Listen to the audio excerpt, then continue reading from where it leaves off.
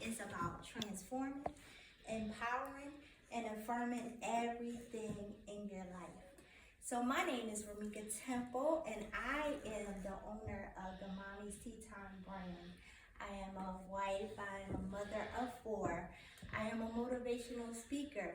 This is new to me because I wanted to demand my presence, and I wanted to get out to tell my story. So I didn't grow up saying that I wanted to be an author because I'm not really a reader, never really was a reader. But because I wanted to go in the direction of being a motivational coach and speaking and telling my story, I was told that I needed to have a book.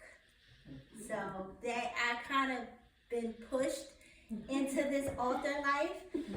So I'm new to this author life, even though this book was written in 2017. But this author life is new to me, and I am enjoying it. So just give a backstory about me. I am an overcomer of abandonment. And my biological mother, when she passed away during the pandemic, but she was addicted to drugs, and she never cleaned herself up. I found her in my early 20s. Nothing really developed in the relationship, but I've learned from my God-sent mom, and I'll talk about that later. She taught me how to be kind and have an understanding, a love for people. So that's the approach that I gave her, even though I didn't get anything back.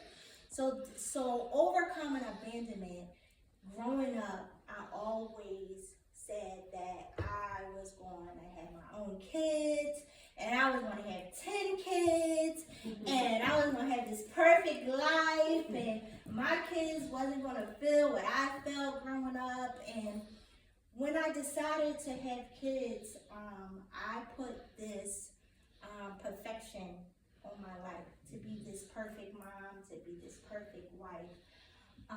And I was a stay-at-home mom for about 13 years, and I just put everything into my family, into my kids, which is not a bad thing, but in the midst of that, I lost me.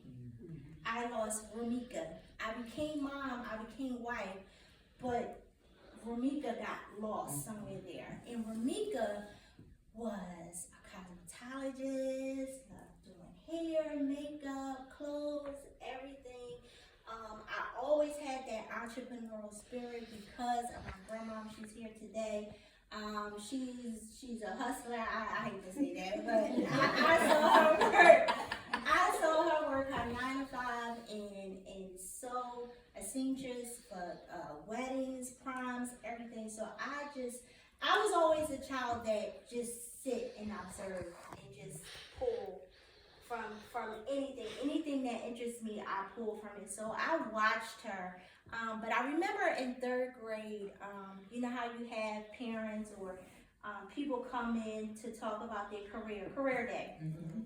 And I remember one of my friends' mother came in and she said, "Do anybody know what an entrepreneur is?" Now in 3rd grade, that was a huge word for me. I didn't know what an entrepreneur was, so we looking at her like, no, we don't know what an entrepreneur is. And when she said an entrepreneur is, this is all I remember hearing. She may have said more, but she said an entrepreneur is when you work for yourself and you don't have to listen to anybody else. And that's all I heard. Because growing up, I had a problem listening, and I wanted to do whatever I wanted to do. So entrepreneur sounded real good to me, not knowing years later that I will become an entrepreneur. And I'm a cosmetology by trade. I love beauty, I love doing hair, I love helping people. But take me back to being a mom and being a wife and pouring all my perfections into that. I lost myself, and I'm going to tell this story, and I tell it all the time. I would take my husband to work and take my kids to work, or some went to school, some were home, And this particular morning, I'm just getting up, getting everybody to the car. Now my kids are stair steps, so they were babies. They probably was like, I don't know, probably like 6 months, a year, 2, 3. Look, they stair steps. I was pregnant 5 years straight. So I'm getting everybody, in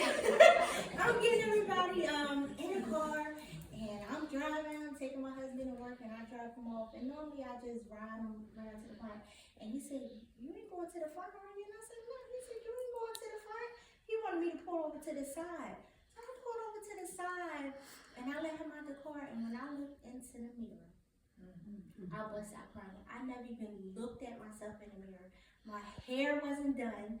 I don't even know what I had on that day, but it was just an eye-opener for me, is that as much as I like doing hair and beauty and stuff, I never even looked at myself in the mirror. I'm so worried about everybody else, make sure everybody had their clothes on, their shoes on, whatever, and I forgot about me.